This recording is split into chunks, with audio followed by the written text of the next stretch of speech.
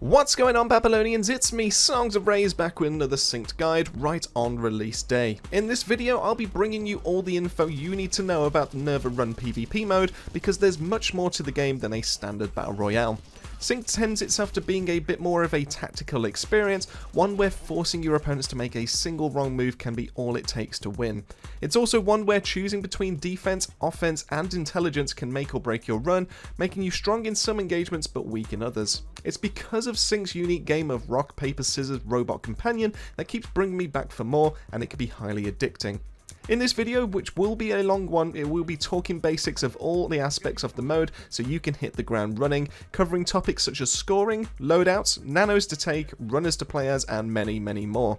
If you find any of this information useful, then do us a favour and hit that like and subscribe. We'll be covering a lot of content for Synced in the future, so you won't want to miss anything we do. Plus it's free, you can't say fairer than that. But with all that out the way, let's get this guide going.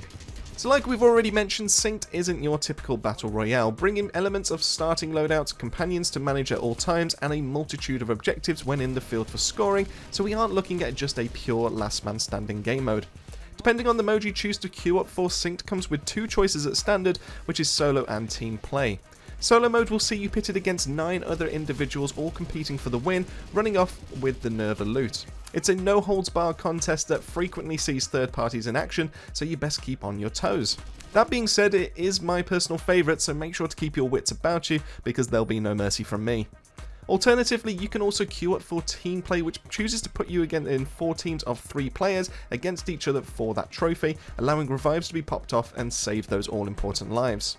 Speaking of lives though, each player, regardless of whether you're playing solo or teams mode, will be given 3 lives, meaning if you are fully killed 3 times in a match, that's it, you're donezo. In solo mode, there are no self-revives, meaning if each time you fall, that's a life gone. In teams though, a player can be downed and revived without a penalty to their life count. Now this does mean that thirsting is almost essential to do well in this game though, as the quicker you can get through your opponent's lives, the less chance they have to make it to the end, and also giving you the best chance at taking that win. But what really makes Synced unique is the companions and the choices you can make around them. While each nano is different from the next, which we will be discussing a little bit later on, what they really do is make a 1v1 or a 3v3 gunfight into something much bigger. If we imagine each member of a 3-member team takes on another 3 members of a rival squad, and each player has the nano of their choice, we'd be looking at another 6 nanos taken to the field while 6 players duke it out. 1v1s will commonly feel like 2v2s, and 3v3s will almost entirely descend into 6v6 craziness. Should a third party get involved, all of a sudden we now have 18 entities all fighting each other at the same time, so never forget, players owning companions are very common, so always try to factor in what their nano can do and what position you're in to deal with it. And lastly, on the topic of what separates Synced from a usual battle royale is going to be the scoring system to grab that win. Sure, you can be the last team standing in the Meridian, wiping out all your competition and leaving all the goodies for yourself to enjoy, but that's not the only way to do so. We'll discuss scoring methods very soon, but be aware that the winner is not decided on kills, but actually on who has the highest Nerva count from the teams left over once the second harvester extracts. Just because you may have the last harvester under control doesn't instantly mean the win is yours, as games can be decided before that last harvester touches down. Remember, Nerva score is king, so go out there and grab all you can. So we've covered the very basics of what you need to know around the mode and Synced, so let's start diving into some specifics, helping you get those coveted wins. Scoring in Synced is easy, you just need the one resource, our tasty little blue currency called Nerva. If you hold the most by the end of the match, congratulations, you're the winner, but hold your horses there, Timmy. Let's go through a few ways you can earn Nerva before you celebrate too early. The first method you'll come across will be within seconds of dropping into the Meridian and scavenging for supplies, as Nerva can be found on the floor ripe for the picking. A small amount, but an amount nonetheless. But now you've had this small taster of what's to come, you'll need to look for more. Like, a lot more, if you plan on winning. Fortunately, we have you covered. Being a PvP mode, you'd expect to get some Nerva for player kills, right? And you'd be correct for thinking that, but the value isn't as clear-cut as you'd think. In Synced, if a player is downed and finished, they'll drop both Radia and Nerva on the floor, with Radia being the currency for shop purchases and Nerva adding to your score. The value dropped Nerva-wise is dependent on the amount the player eliminated was carrying, equal to 1/3 of their total at the time. See the top player around and net the kill, run over, grab their Nerva and watch your score skyrocket. This goes for the same for when you get finished in a fight, and allows for some scoring back and forth for the top of the table. This method does also protect you from losing all of your Nerva, meaning any trip into the Meridian nets you some Nerva to bring back regardless of how you perform. But it's not just player kills and scraps on the floor that can get you the Nerva you need, as nano kills and objectives can net you some tasty amounts as well, leading you to that all-important top score. Pack nanos offer small amounts, prime nanos offer more, and side objectives offer you set amounts, where a few of these can be all it takes to keep the pressure on the top spot. Missions like supply drops, which is just an interact to capture an airdrop for some scoring rewards, are simple to do, whereas others like large prime nano kills and tumor engagements will be louder and tend to draw a crowd. Tumors are especially complex, as it's a multi-stage fight between a floating nano core and respawnable nanos, making the fight a battle of attrition rather than a quick one to end. Fortunately, this objective is pretty special and offers a dome shield around the fight, meaning no fire can go in or out, stopping any interested third parties from knocking you without entering the ring. All of these are worth trying for the downtime between harvesters, but the airdrops are my personal favourite, offering weapon drops and ammo pouches for completing the quietest of all side missions. Easy missions, easy rewards, and all in relative stealth, meaning little risk. What more could you need? Of course, this hasn't covered the main objectives, the biggest hauls of Nerva around, which require you to be capturing and holding the harvesters that drop. Harvesters drop in 2 waves, with the first set dropping 2 harvesters simultaneously in different parts of the map, allowing you to choose the harvester you want to go for and showing status updates for each at the top of your screen. Want to know if a harvester is free for the taking? Well, you'll see that as grey, meaning no one has captured it once just yet. If you're curious if other multiple teams are after the same harvester, then watch that same bar at the top fill up with red to show another team is capturing. This amount of intel isn't something you should overlook, as it provides you with if teams are nearby already, if other teams are fighting it out between themselves and right for a third party, and how long an objective has left, allowing a sneaky run in to contest. There's a fair few mechanics to worry about with harvesters, enough that we may just make a separate video discussing more in-depth tactics around harvesters, so for now, let's just cover the basics. Harvesters show a radius around them, requiring a player to be inside and giving them the option to capture. Runners in this animation will walk slowly with their guns down, leaving them very vulnerable to fire, so make sure you're in cover for this and not out in the open to save your scalp. You don't need a line of sight to do this, just as long as you're within the radius, so any buildings, walls or cover at all can be used to put yourself in relative safety. Once captured, the harvester will carry on its standard business, spurting out drops of Nerva and Radia for any player to run over and collect. If you're looking to improve your armor or your arsenal, these are great drops to have and really help push for that next upgrade tier. Now, while the game will warn you if you stray outside of the harvester area, there is actually no penalty for being anywhere you like, except for the timer when it's ran down to 0, so get it set up somewhere with a nice line of sight and get ready to defend. One mechanic you may notice early on when you're contesting harvesters will be player outlines, showing you periodic updates for what they are doing and where they are, while both of you remain in the circle. This can be done as both a hindrance and a positive depending on how you use this info, and if you're the attacker or the defender. Fortunately, whichever side of the coin you're on, the outline shows for both of you, meaning they'll know where you're going, and likewise you'll know where they are going as well. Use this to your advantage to make a push or get yourself into better cover, ready for that attack. This outline does disappear should you move out of the radius of the harvester, but keep in mind if you currently own the harvester, this will let the attackers know that it's now uncontested and available for capture if you do manage to step out that radius. Lastly, to secure the points for owning the harvester, you do need to be within the zone when the timer hits 0, so once this happens you'll be credited with the Nerva into your score and be whisked away ready to be redeployed. Don't worry, this won't count as a life, so you'll still have your balance for the match as if it were before you were taken. This is a great escape tool, allowing you to reposition close or far away should you choose to come back and engage the players on the point, or if you just want the distance away and protect your hard-earned points, you can opt for that further away spawn. The Nerva given for all harvesters captures is immense, meaning they usually do decide games on their own, but make sure to keep a tally in the top left if you need a harvester or not before running in and risking your current total. But before you venture into the Meridian, you do have a few decisions to make regarding your equipment, runner and perks. So first off, let's take a look at the runners. Each runner is designed with being catered towards a specific playstyle and doing it well. A case example of this would be Dr. Stone, with all of his kit catered towards healing and team play. Faster medkit usage, faster revives, and an ability allowing healing and reviving without taking you out the fight, Dr. Stone is perfect to have in a team composition. Others tend to be a little bit more specific in how they play, but lean more towards being offensively minded. One key thing to note is that though the kits the runners have are used in both PvP as well as PvE, this does mean that some runners with kits designed towards PvE in mind may tend to not be just as usable in PvP.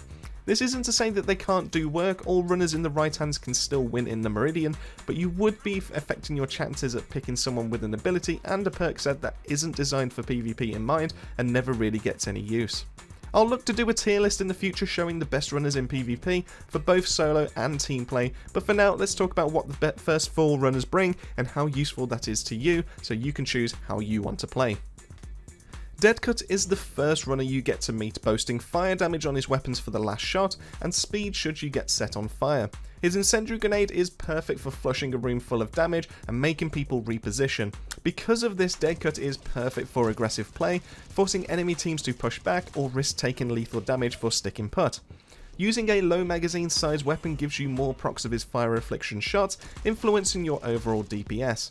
Essentially, if you like close range play, Deadcut is a great choice, but mostly gets overshadowed by a few other picks. Dr. Stone, on the other hand, as discussed before, is just amazing in both solo and team play, offering fast revives and healing while still dishing out that DPS. The faster medkit usage cannot be stated how good it is to be used in battles, offering fast ways to heal 50 HP when you need to wait on your armor to come back. It's never a bad choice to go for Dr. Stone, and while he has no increased damage output himself, he more than makes up for it when it comes to survivability. Glory is the designated sniper and brings one hell of a kit with her. Highlighting scopes, automatic tagging of enemy runners when they get hit, and a smoke grenade with offensive capabilities, Glory really is a menace out there in the Meridian. A good Glory can really wreck your day, so keep your head down and move between shots. If long range is your go-to, then you won't find a better pick than Glory. And lastly, we have Carolina, who is just aggression incarnate. If we put Deadcut down as a close range runner, then Carolina might as well be up in your personal space. Her kit allows her close range wall hacks to find people when pushing buildings or behind hills, and also giving us some early warnings when runners are nearby, but much lower range to that of the C and Nano. And lastly, she also regains health each time she downs a runner, meaning medkits aren't as important, nor will you have as much downtime for using between fights. If you really enjoy the gameplay of W plus M1, then grab Carolina and a high capacity SMG and blast away while your kit makes you an absolute demon. Personally, I'm a big fan of Carolina or Dr. Stone for my playstyle, but use this basic knowledge for all the runners you see and what you like, and play around with them. Once again, there are no bad choices in Synced, all runners will be usable, but try to find one that aids how you like to play. The main selling point for Synced in both its PvE and PvP modes are the companion nanos, beings that can fit onto your arm or summoned at will, offering different abilities depending on how you can direct them. To do well in Nerva runs, it is vitally important to grab a nano and to grab it fast. Not only are they great tools for their on-arm abilities, not only are they great reposition tools for the nano leafs that they offer, but they are also crucial for any player fights you encounter, as without one you'll be in a 2v1 fight in the best case scenario, or much worse in team fights. Nanos are huge imposing bodies on the battlefield and require them to be dealt with by the enemy team before they can focus on you. Without one, you lose the ability to put urgency on the player when pushing, or the tools to get out of there should things start to look bleak. Just like the runner section, let's have a look at the 4 current nanos you'll have to choose from so you can decide what to take in with you. As a side note, you will get chances to swap nanos in the field, as each player can carry 2 nano chips, allowing you to swap on the fly to tackle different situations. This choice is just to guarantee you a chip of that nano, but the other 3 are up for grabs if you're lucky enough to find them and get them to drop, and each of the nanos are designed for a specific type of combat. Some are great for close range, while others prefer the safety of distance. Once again, choices do boil down to how you play the game, and nanos can complement runner skill sets, making you that much more effective. Looking at the close range king, we have the Crusher Nano. Now, we've already talked on the channel about how the Crusher is amazing in PvP, so if you want a more in-depth description, head on over to that video, I'll make sure that's tagged at the top, but the Crusher is amazing at 2 things, one being on your arm and one in the field. On your arm, the Crusher increases your base movement speed, allowing you to move around the Meridian with ease, chasing enemy players down, rushing into your weapon's effective range, or just bucking the hell out of there. The fun doesn't stop there though, as nothing strikes fear into players quite like a Crusher rushing them down and ready to stun lock them into next week. It boasts a big health pool, it punishes you for letting it get close, and crazily it gets even more deadly with exchange mods. If you want a nano that can get you to a site and lock it down, look no further than the Crusher. But should you prefer your damage to be done at range, then the Suppressor is the one that has your back. On your arm, the Suppressor grants faster weapon handling, allowing you to ADS faster than anyone else in the field. Once deployed though, that's where the true fun begins. Sporting a huge arm cannon, the Suppressor can fire at will at all targets nearby, both nanos and players alike, softening them up for you to finish them off. While it's not likely a Suppressor will get kills on its own, it does delay armor heals, it chips away at health pools ready for the push, and it can easily lock down sections of the map. Exchange mods crank this up to 11, allowing the Suppressor to become a turret with faster fire rates and chances of electric afflictions, which can be an utter nuisance to the enemies should they get hit. If you're playing the match at range, the Suppressor is a great companion to lock down your flank and help you out. So while that's it for our main DPS companions, the Nano selection doesn't stop there, bringing in more support based options in the form of the Guardian and the Seer. If we start with the Guardian, this hulking machine is king at holding a point and granting cover to yourself and teammates alike, especially in places where none existed. Kept on your arm, the Guardian offers a shield in front of your vision, helping to protect against the headshots coming your way as you engage. Now keep in mind this shield is not too large vertically, so you will still be able to take fire, but mostly around the leg region, but the shield does help enough in a 1v1 firefight that you should come out as the victor as long as you can still land your shots. Once deployed in the field though, this is where we get to see the Guardian shine, creating a temporary cover, allowing you to shoot through as though enemies can only hit the barrier. Now keep in mind though, if deployed this way, your Guardian will take the damage that impacts the barrier, so it isn't impenetrable and it won't last the longest of time.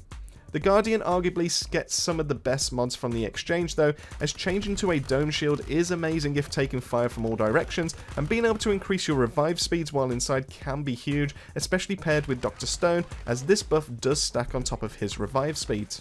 The last on this list is the Seer Nano, one that's more designed for intelligence rather than fighting, allowing you to do the work instead. Now don't be fooled, the Seer does pack some insane abilities, ones that can completely change a battle in your favour. On your arm, the Seer has an early warning detection ability, allowing the player to get warnings of rival players as they come nearby. This can help you to stop sprinting and listen out for the player and get the drop on them, and this can also give you a heads up if you are being followed. This alone can give you a massive heads up on many situations and is insanely vital for survival. But of course the Seer offers more once deployed, as it will go to the location you choose and start to do some echo scans every couple of seconds for as long as it stays there. In this mode you'll be able to highlight rival runners through walls via a fuzzy outline that does persist for roughly half a second, similar to that of a one-sided harvester scan. This intel combined with the enemy not knowing where you are can be a huge for kicking off a firefight and then snowball into an easy win. The Seer is the thinking man's nano, meaning you'll be at a disadvantage in a head-on gunfight, but smart use and positioning will mean that you'll never get to that in the first place, finishing the fight before it's even begun. We will be doing more in-depth guides on the nanos in the future, but for now one tip I'd recommend to all players would be to learn how to manage your nano's health bar at the bottom of the screen. Smart use of your nano to force repositions of your opponents will mean they're bound to take some fire from time to time. A down nano is a useless nano, but a nano even with a slither of health is much more useful. You still get access to your nano leap, you still get to send your nano out to make your opponents think that they have plenty of fight left, plus you can just heal them over while they're on your arm while you're running around, meaning you don't need to wait the time period for it to recover from death. A fight can be won or lost on your nano play, so get used to giving it commands and thinking on your feet. So you've chosen your nano and your runner, so you think you're ready to get out there and start taking names. But hold up there, Timmy, we still have the loadout to choose, and this is just as important as everything else that we've just learned. The loadout can be split into two sections, the perk side and the weaponry side.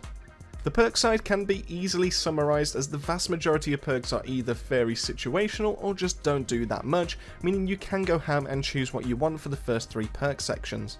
Mod 4 though is where the game changing perks do come in, and we have two that we need to decide on.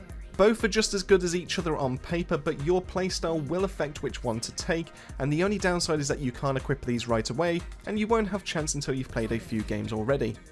Bloodthirsty armor can be obtained from Eli by accepting this contract and killing 60 players in Nerva runs.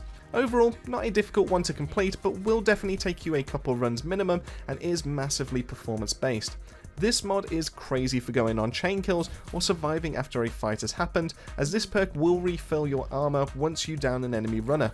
Regardless whether you have 25, 50, 75 or even 100 armor on your character, you'll completely and instantly refill it once you get that knock.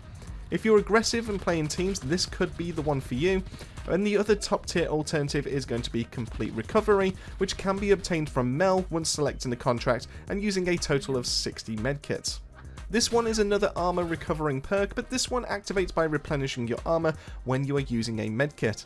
This perk is absolutely god tier on a runner like Dr. Stone, as he has a faster medkit usage speed, allowing him to get back into the fight much faster than other runners and heal up for essentially up to 150 HP at maxed out armor.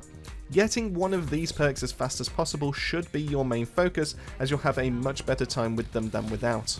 One tip I would recommend for you for your weaponry is to have a suppressed range weapon, giving you that flexibility out in the field for taking nanos down quietly when you don't want to draw attention to yourself. Gunshots are a huge giveaway for you or your team where you may be, and meaning any loud gunshots are sure to draw the attention of other runners nearby. This can be subverted though through the use of your melee weapon and a suppressed weapon, getting you set up at the start without fear of another team getting wind of where to find you. I'd personally recommend putting this on your sidearm, as suppressors reduce the damage you deal at all ranges, meaning you'll have a lower DPS in a head-on fight to others without it, and punishing you should you get into that 1v1 fight. Sidearms are quite weak in killing potential currently, but still excel with pack nano kills, meaning a suppressor won't affect your player firefights and gives a flexible option for stealthy nano kills when needed. The Whisperer with a suppressor attached is still a one-hit kill to pack nanos if you aim for the head, which is perfect for what you need. Now, choosing the right primary weapon to take in with you to the Meridian is vital, as this will be the only time you get to dictate what attachments are present on your weapon of choice. The Meridian is littered with weapons for you to pick up and use, and commonly come with tier upgrades already on, with blue and purple rarities being fairly commonplace and a couple legendary rarities existing in safe houses or behind side objectives. Each of these weapons will come with some variation of attachments, and while it's always a good idea to have a second primary on your class for using, some weapons are still inherently better than others, but also the attachments found on them could be the difference between it being usable or just plain trash. It's because of this randomness you should take full advantage of customizing the one weapon you can take in, controlling how it will perform and to your liking. Are you a long-range sniper and really love how the Dragoon feels? Then slap on your favourite scope and go to work, picking up a backup AR or SMG to help you in those closer range fights. Or are you more aggressive and love the flexibility of the SMG lineups? Then grab your baller, cover it in your favourite skin, and slap on a faster reloading mag with a red dot sight and melt some runners up close, as you can always find an AR, DMR or sniper in the field to help you with that range.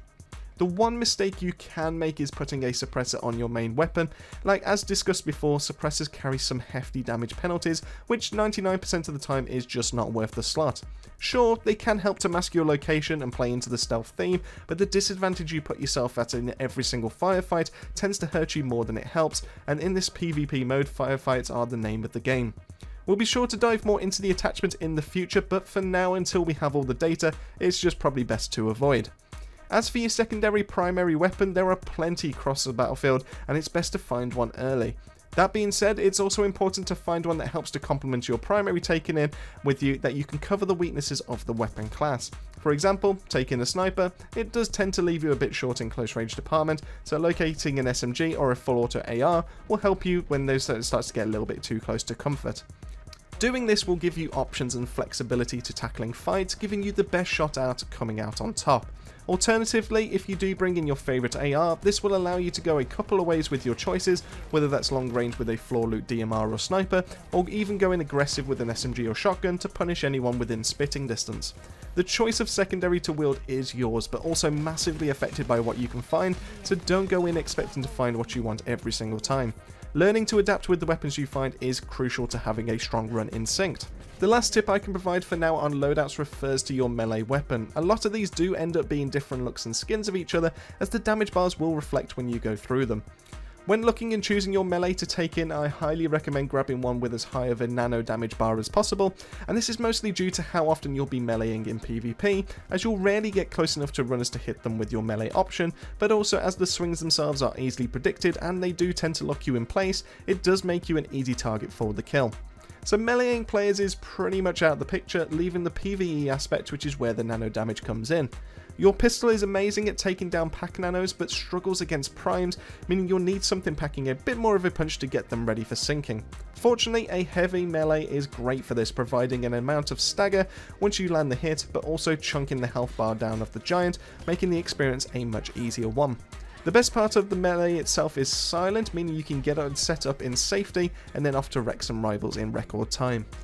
So for these next few sections, we'll be talking about what your focus should be at each stage of the match, things that you should be considering for setting up, for getting your score built up, and little things like shop purchases. All of these have been checked with top players from previous betas and alphas to make sure everyone agrees this is correct, rather than just purely my own points of view.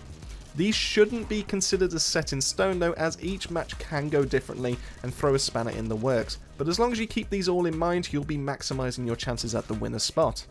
Your first 3 priorities at the start of every match should be to find any level armor, a second weapon that complements your loadout weapon, and getting a prime nano kill for your own nano.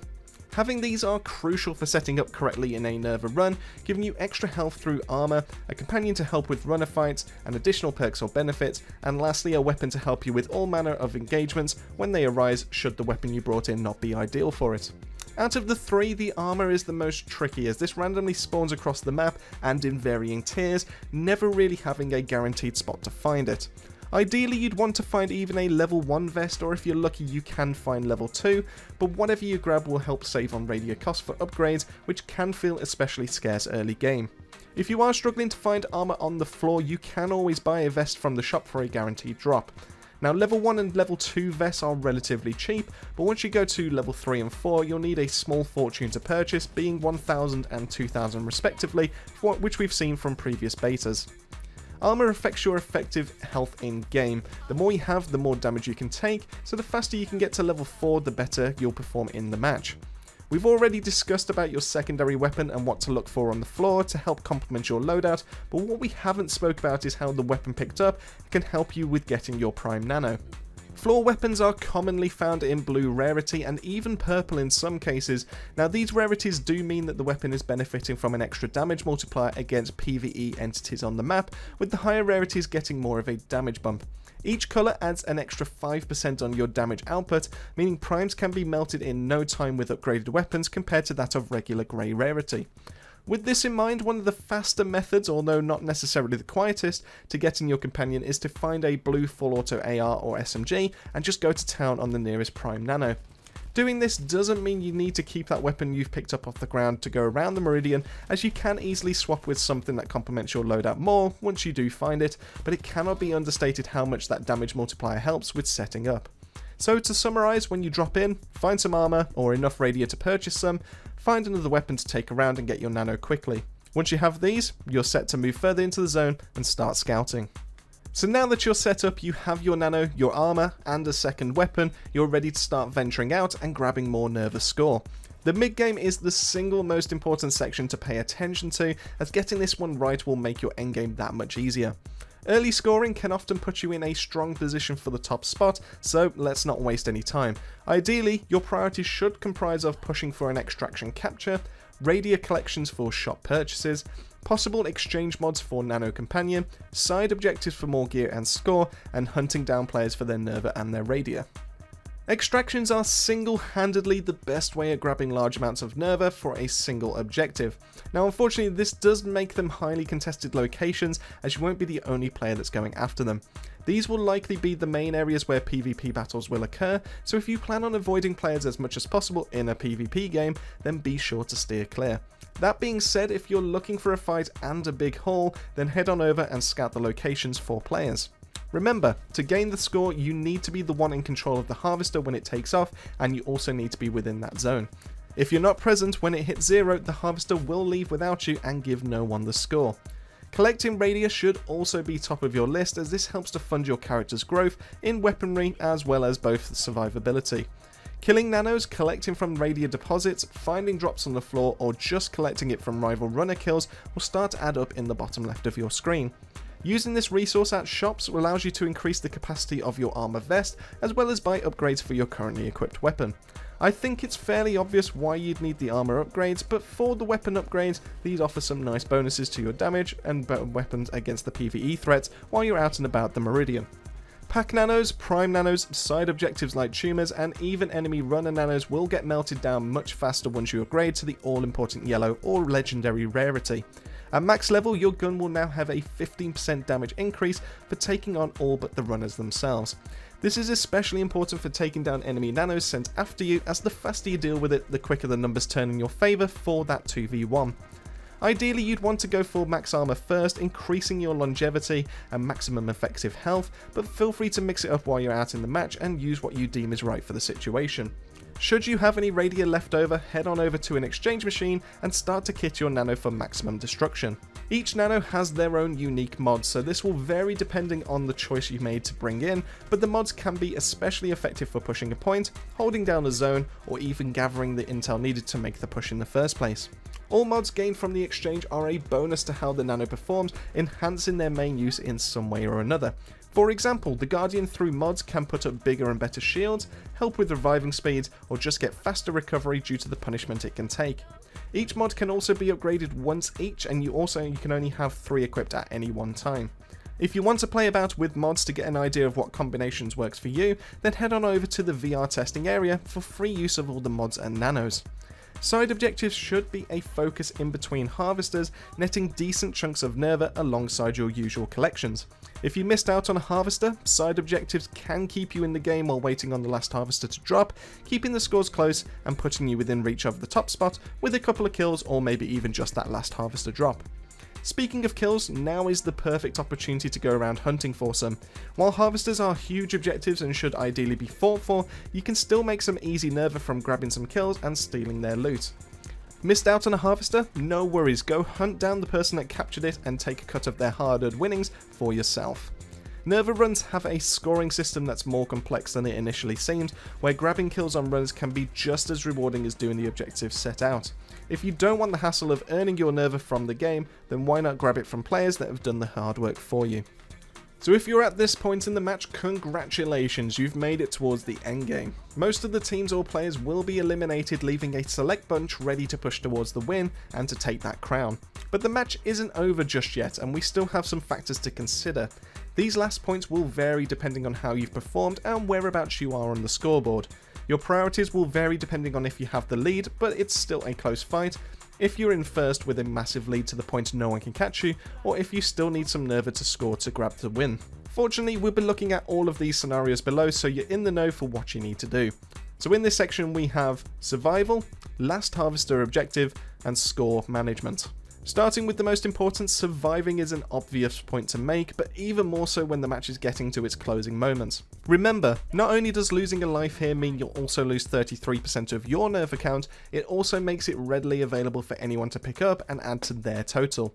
Should you be on a stockpile of Nerva from being in first or second place, you'll likely drop the best part of a few thousand Nerva on the floor, and not only can this be disastrous to your score, but once that Nerva is collected, it can slingshot someone originally below you into first place, making your job much more difficult. While dying is always something to avoid, it's especially costly in the latter stages of the match when people have higher scores to work with and lose. The very last objective to work with in the match will be the final harvester, which works very similar and just like the previous ones, except it's just the one and for all to fight over, and usually is the deciding factor in 80 to 90% of matches. Capturing this harvester, holding the area for when it takes off, and collecting the reward amounts to 3,000 Nerva alone, the single biggest haul of Nerva to exist in the match. Considering side objectives are around the 400 mark and the first set of harvesters are 1,500, you can easily see how this can be a huge factor at deciding who finishes in first place. But you may be wondering, why would this last objective only decide 80 to 90% of matches? What decides the rest? Well, that's where we get the slightly scummy tactic of keeping the win by not attacking the point. Now, I do say slightly scummy because it does mean you're technically avoiding a fight where other players need to be, but to get to this point you'll have had to have been amazing in your play. Killing players for their Nerva counts, holding the first harvester, completing side objectives, anything to gain the score and the lead you're currently sitting on, to the point that 3k Nerva just won't make a difference to the match's outcome. You can run around the Meridian killing nanos, taking in the sights, just enjoying yourself while the players in second or third, or more need to contest the point to have a chance at being close. Survival for the harvester time is imperative, as being downed will most likely cost you that lead, so be as far away from the harvester as possible, as the other runners will be focusing it down. The last thing you need to factor in is that the harvester will still drop Nerva as it mines, and these drops can easily start racking up a nice score for the collector on top of the harvester objective.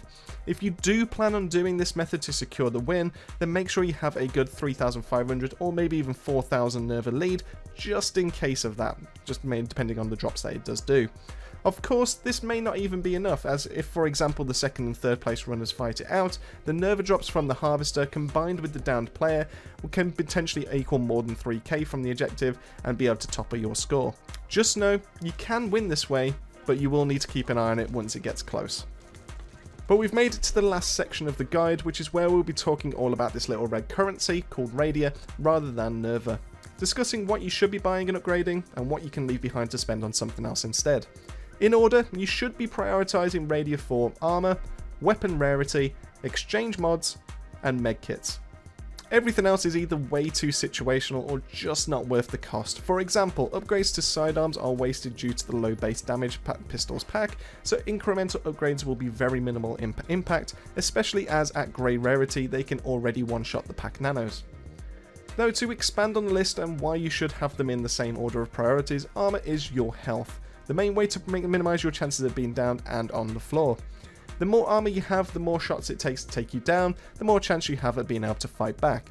In combination with your perk 4 slot from earlier in the guide, it's also one of the easiest ways to heal between fights.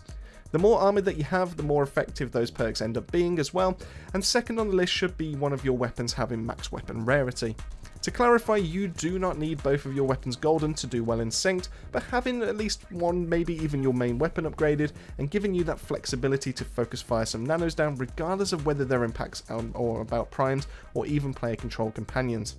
Having a higher damage value against these will make fights easier, even more so should a crusher be trying to run you down, or a pesky seer showing your location every few seconds. Once you're kitted out with your weapon and armour, you're ready to move on to your nano itself, making it into the deadliest version it could possibly be. Exchange mods can be highly effective for their cost, but tend to be random in their nature.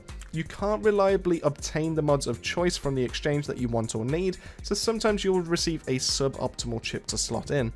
That being said, some of the mods in the machine are game changing to nanos, taking them from just being a threat to becoming a monster in their own right. Crushers, for example, can be menacing with their attacks and rushdown nature, but upgrades like self-destruct can be disastrous should you kill a crusher too close, causing damage and fire affliction to those within its radius. Other mods like Morpheus Rage will grant the crusher more attacking power, causing more damage and stun lock, at the cost of being able to have lower defenses. Combining the two means the crusher can get in close and just pretty much never leave, but it can also punish you for killing it by detonating for massive damage. A walking nuke with big fists, what's not to love? Lastly, medkits did make the list, but should only be considered in a shortage, as they can be readily found on the floor from rival runner kills with a perk, or with some prime nano kills in some cases. Unless you're holding a location or being in a long drawn out firefight, chances are you can find medkits and not have to worry about coughing up your hard earned Radia for them. That being said, as the loot is fully randomised, there will be times you're caught short, so if you have a bit of spare change, go ahead and secure some just in case. It's better to have them and not need them than the opposite. And with all that, that is it on the video. Apologies for the length, but the PvP side of Synced has more going on that meets the eye, so it's worth covering it all rather than leaving out bits here and there. We will be looking to go more into detail with some areas more after launch, even throwing in some expert tips for you more avid players, so keep an eye out for that soon. But this is the part where we want to hear from you. Which runner is your favourite? Which nano is king in your eyes? And are you going to be a solo or team player for PvP? Let us know down below. Massive thank you for making it this far into the video, and to the Babylonian family for their continued support. If you haven't already, come join us over on Discord, where we talk daily with the community and love to hear your views on game titles. The link can be found in the video description. And with all that, it just leaves me to say, keep yourself safe, keep yourselves well, and I'll see you all on our next video.